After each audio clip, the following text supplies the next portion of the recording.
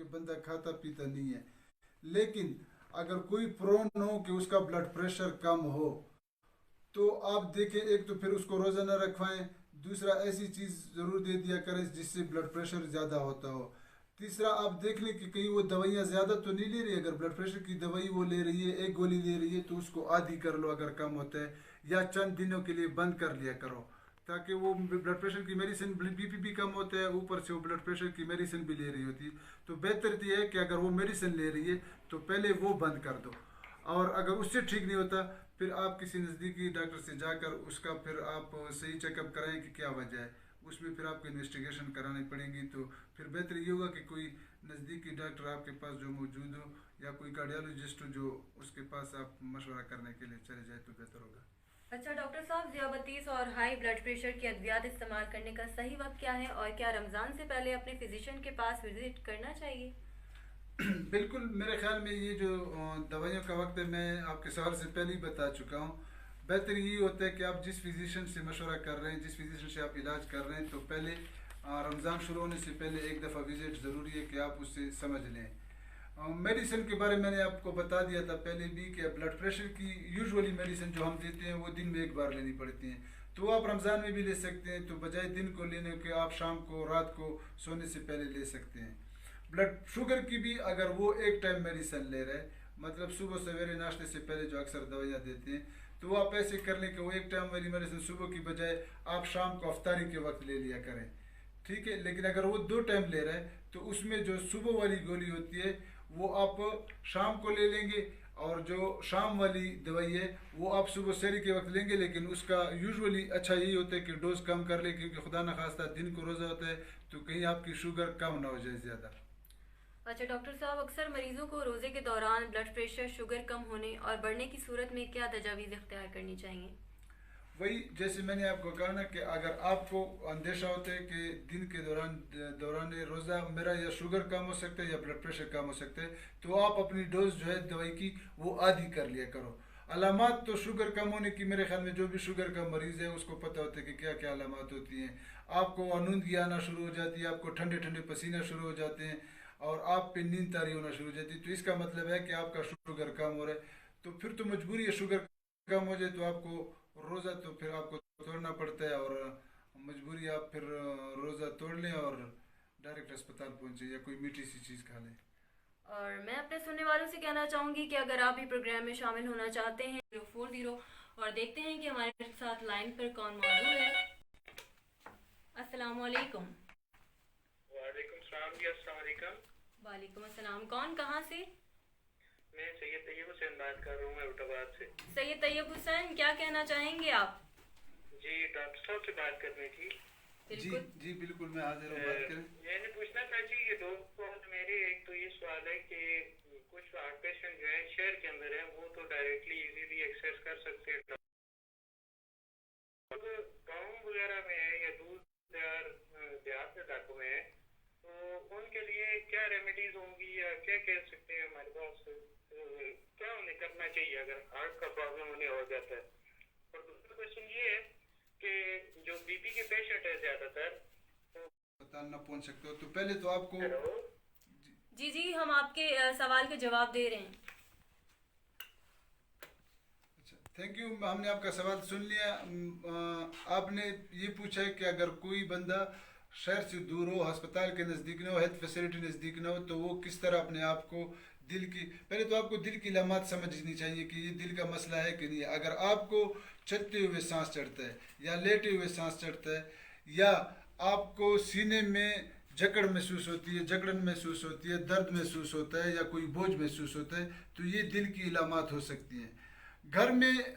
تو آپ زیادہ سے زیادہ یہ کر سکتے ہیں کہ ایک ڈسپلن وغیرہ لے لیں، اگر آپ کو لگے کہ مجھے سینے میں بوجھ آ رہا ہے، درد ہو رہا ہے، سانس چڑھ رہی ہے، تو ڈسپلن لے لیں، لیکن اس کے لیے ضروری یہی ہے کہ آپ کو ہسپتال پہنچنا ہی ہے، جتنا نزدیکی اسپتال ہو، جہاں ای سی جی وغیرہ کی سہولت موجود ہو، ای سی جی وغیرہ ٹھیک ہو، پہلے دل کی علامات ہم دیکھ لیں اور دل کی بیماری کو رول آؤٹ کر لیں، اس کے بعد پھر کوئی مسئلہ نہیں ہے، لیکن آپ کا اسپتال پہنچنا پھر ضروری ہے، اور کسی خاص ایسی فیسلٹی میں جہاں ای سی جی اور بلڈ ٹیسٹ کی سہولت موجود ہو۔ دوسری بات، آپ نے بلڈ پریشر کے کہا ہے کہ کون سی خوراک، تو جیسے میں نے پہلے کہا ہے کہ آپ فریش فروٹس کھائیں, فریش ویجیٹیبلس. اور اس کے ساتھ جو علیحدگی پروگرام کنڈکٹ کرا رہے ہیں میکٹر انٹرنیشنل کا, کہ انہوں نے مجھے اس موضوع پہ بلایا اور مجھے اپنے خیالات کا اظہار کرنے کا موقع دیا, تو ونس اگین میں شکر گزار ہوں ریڈیو پاکستان ایبٹ آباد کا اور میکٹر کا.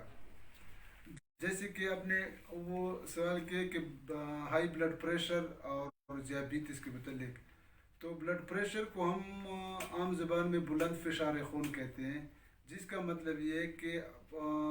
اگر آپ کا بلڈ پریشر کا لیول ایک خاص مقدار سے اوپر ہو جائے, جو کہ 140 سسٹالک بلڈ پریشر ہے جس کو ہم کہتے ہیں کہ اوپر والا بلڈ پریشر, اور 90 ڈائسٹالک بلڈ پریشر نیچے والا بلڈ پریشر, اگر اس سے اس کی مقدار زیادہ ہو جائے تو اس کو ہم پھر ہائی بلڈ پریشر, بلند فشار خون یا ہائپر ٹینشن کہتے ہیں. اسی طرح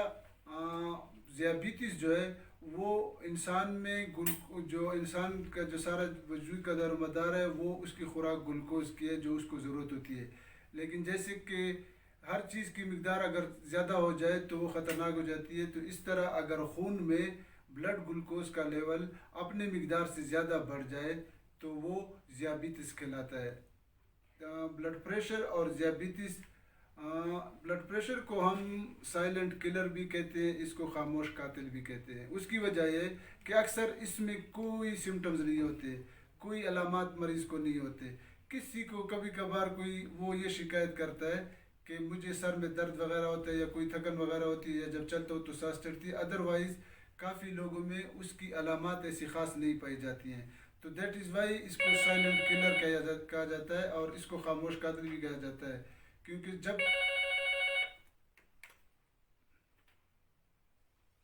ہیلو, کون کہاں سے ہمارے ساتھ؟ جی السلام علیکم, ریڈیو پاکستان احمدآباد. وعلیکم السلام. جی جی میں کنکر خان سے سعید الرحمان عباسی بول رہا ہوں. سعید الرحمان عباسی, کیا کہنا چاہیں گے آپ؟ جی ڈاکٹر صاحب کو دیکھ کے بڑی خوشی ہوئی, اور ریڈیو پاکستان کے ہم بڑے مشکور ہیں کہ آپ نے ایک کافی ڈاکٹر کو اپنے پروگرام میں بلایا. میرا ڈاکٹر صاحب سے سوال ہے, آج کل بلڈ پریشر اور یہ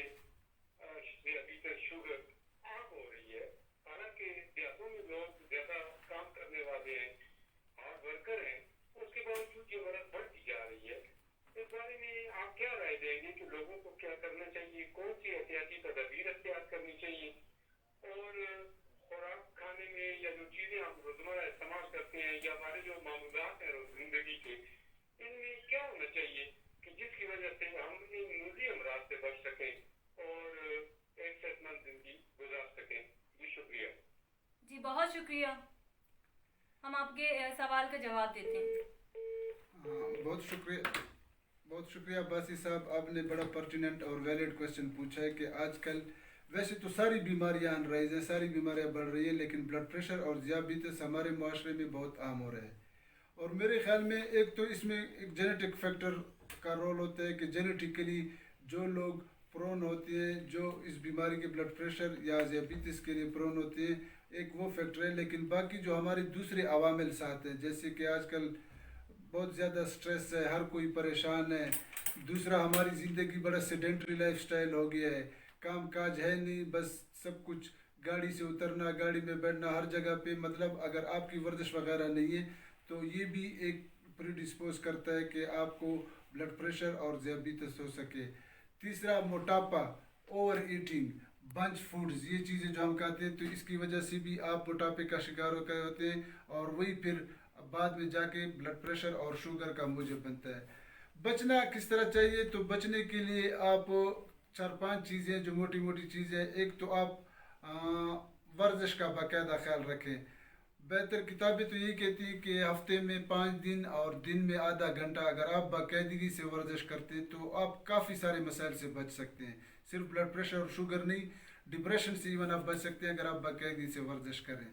دوسرا, آپ اپنے ڈائٹری ہیبٹس, آپ کے جو کھانے پینے کے عادات ہیں اس میں نمک کا استعمال کم سے کم کیا کریں, اور جتنے بھی فریش فروٹس اور فریش ویجیٹیبلز ہیں اس کا استعمال زیادہ سے زیادہ کریں تو آپ بلڈ پریشر سے بچ سکتے ہیں.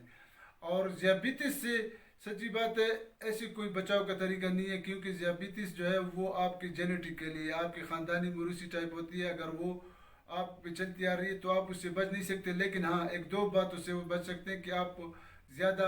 موٹاپا ہونے سے وہ کریں کہ اگر آپ زیادہ موٹے نہ ہوں اور آپ کی ڈائٹ اچھی ہو تو آپ ذیابیطس سے بچ سکتے ہیں۔ اچھا ڈاکٹر صاحب ہمیں بتائیے کہ ذیابیطس اور ہائی بلڈ پریشر کی کیا علامات ہو سکتی ہیں اور ان کا آپس میں کوئی کنیکشن ہے؟ اچھا، یہ بہت اچھا کوشچن آپ نے کیا ہے کہ ذیابیطس کی تو علامات ہوتی ہیں۔ ذیابیطس کی علامات یہ ہوتی ہیں کہ اگر آپ کو پیاس زیادہ لگے، چھوٹا پیشاب زیادہ ہے، یا آپ کا وزن کم ہو رہا ہے، تو یہ تین موٹی موٹی علامات ذیابیطس کی ہیں کہ آپ کو پیاس زیادہ لگے گی، آپ کو چھوٹا پیشاب زیادہ آئے گا اور آپ کا وزن کم ہونا شروع ہو جاتا ہے۔ بلڈ پریشر کی کوئی ایسی خاص علامات نہیں ہیں، لیکن کبھی کبھار آپ کو چلتے ہوئے سانس چڑھ سکتی ہے،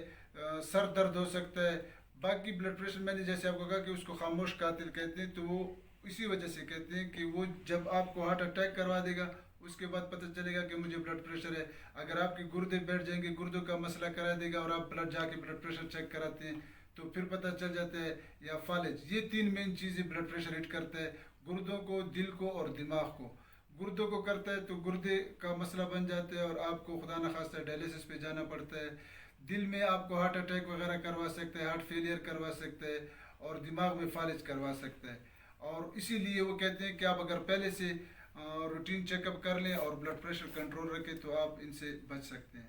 اچھا ڈاکٹر صاحب، وہ مریض جو دل اور گردے کے عارضے میں مبتلا ہیں اور وہ خواتین جو حاملہ ہیں، ان کے لیے آپ رمضان میں کیا ریکمینڈ کریں گے؟ دل اور گردے کے دیکھیں، اگر آپ کی بلڈ پریشر سٹیبل ہے اور شوگر بھی سٹیبل ہے، مطلب ذیابیطس اور وہ سٹیبل کنڈیشن میں